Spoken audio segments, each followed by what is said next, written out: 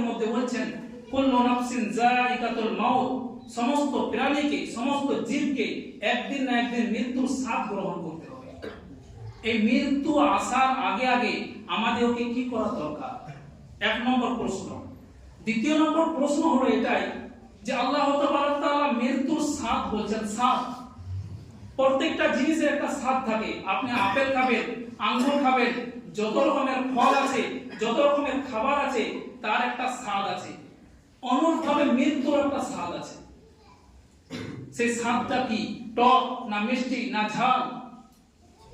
দুনিয়ার বুকে আজকে যদি পশ্চিম বাংলার ভিতরে দেখা যায় একটা ফল, সেটা বিদেশে পাওয়া যায়, সেই ফলটা কেউ না কেউ খেয়েছে, তাকে আপনি যে জিজ্ঞেস করবেন সেই ফলটার কিরকম স্বাদ, সে বলে দিবে। কিন্তু মৃত্যু এমন একটা স্বাদ যে খেয়ে নিয়েছে, যে চেখে নিয়েছে, সে দুনিয়ার বুকে নেই, সে কবরের মাটিতে শুয়ে আছে। আপনি কাকে জিজ্ঞেস করবেন? হাদিস কোরআনের মধ্যে আসছে মৃত্যুর স্বাদ এক এক ব্যক্তির জন্য এক এক রকম হবে, সবার জন্য সমান নয়, এক এক জনার এক এক রকম স্বাদ হবে। আপনি 5 ওয়াক্তের নামাজি, আল্লাহ ভীরু মানুষ, আল্লাহ ওয়ালা মানুষ, নামাজ পড়েছেন, রোজা রেখেছেন, দান খয়রাত করেছেন, আপনার স্বাদ আলাদা হবে। আপনি কখনো নামাজ পড়েছেন, কখনো ছেড়ে দিয়েছেন, কখনো রোজা রেখেছেন, কখনো ছেড়ে দিয়েছেন, আপনার স্বাদ আলাদা হবে। আপনি নামাজ পড়েন নাই, রোজা রাখেন নাই, দান খয়রাত করেন নাই, আপনি কোরআন হাদিস অনুযায়ী নিজের জিন্দেগিকে জীবনযাপন করতে পারেন নাই, অতিবাহিত করতে পারেন নাই, মৃত্যুর সময় আপনার স্বাদ আলাদা হবে। হাদিসের মধ্যে এসেছে কোন কাফির ব্যক্তি যারা কোরআন হাদিসকে মানে না, তার যখন ইন্তেকাল হয়ে যায়, তাদের কষ্টটা কিরকম হয়, স্বাদটা কিরকম হয়।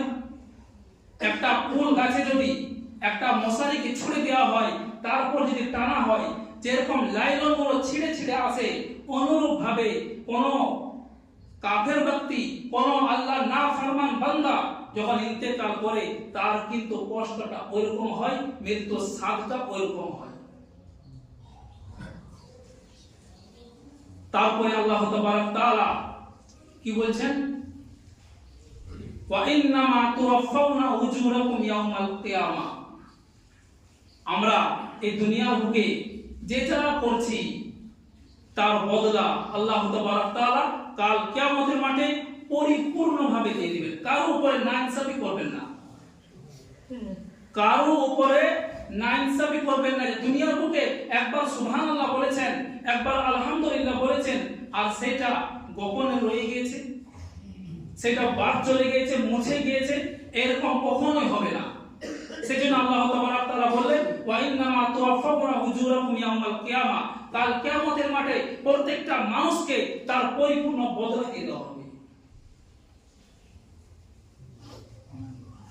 আল্লাহ তাআলা কাল কিয়ামতের মাঠে এমন একটা সমাবেশ করবেন, একটা সমাবেশ দুনিয়ার আদম আলাইহিস সালাতু ওয়াস সালাম থেকে নিয়ে একবারে কাল কিয়ামতের মাঠ পর্যন্ত, কিয়ামত পর্যন্ত যত মানুষ এসেছে সমস্ত মানুষকে একত্রিত করবেন, আর একটা কথা বলবেন, আর জান্নাতি আর জাহান্নামীকে পার্থক্য করে দেবেন। একটা শব্দ। আমরা চিন্তা ভাবনা করছি যে আমরা দুনিয়াতে এত এত মানুষ, আল্লাহ একা কিভাবে পরীক্ষা নেবে, কিভাবে পরীক্ষা নেবে? আল্লাহ বেশি কিছু প্রশ্ন করবেন না, একটা প্রশ্ন করবেন, একটা। আর জান্নাতি আর জাহান্নামী সাথে সাথে মধ্যে পার্থক্য হয়ে যাবে। সেটা কথা কি? যে আল্লাহ তাআলা ঘোষণা করবেন উসজুদু, এটা বহু বচন, জমা সেটা, আরবি প্রবাদ বাক্যের মধ্যে এটা জমা সেটা, আর বাংলা যেটা বলা হয় বহু বচন। সকলকে বলবেন উসজুদু, আমাকে সিজদা করো। যারা দুনিয়ার বুকে আল্লাহ তাআলাকে সিজদা করেছে তারা কিন্তু সিজদা করতে পারবে, আর যারা দুনিয়ার বুকে আল্লাহ তাআলাকে সিজদা করে নাই, কোরআন এবং হাদিস অনুযায়ী নিজের জিন্দেগিকে অতিবাহিত করতে পারে নাই, তারা কিন্তু সেই দিন সিজদা করতে পারবে না। যারা সিজদা করতে পারবে তারাই হলো জান্নাতি, আর যারা সিজদা করতে পারবে না তারাই হলো জাহান্নামী। একটা শব্দতে আল্লাহ তাআলা পার্থক্য করে দেবেন।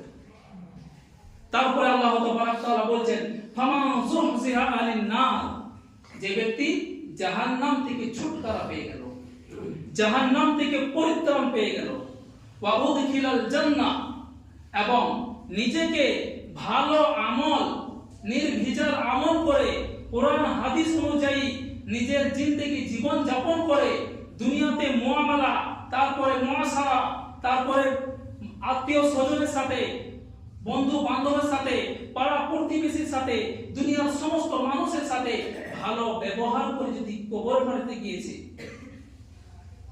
সে কিন্তু কাল কিয়ামতের মাঠে পরিত্রাণ পেয়ে যাবে। ফামান যুহজিহা আনিন নার ওয়া উদখিলাল জান্নাহ, আর নিজেকে কি করলো না, এই সমস্ত বেড়া জালকে পার করে নিজেকে জাহান্নাম থেকে ছুটকারা দিয়ে জান্নাতের মধ্যে প্রবেশ করে দিল।